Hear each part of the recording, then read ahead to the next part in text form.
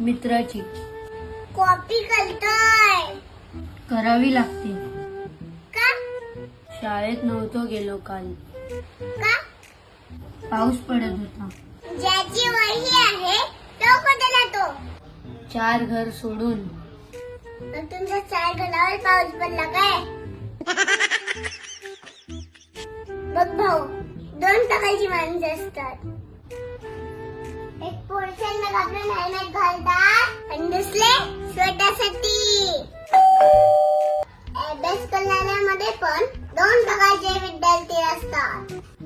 एक टीचरला बघून अभ्यास करतात आणि दुसरे आपल्या स्वतःसाठी.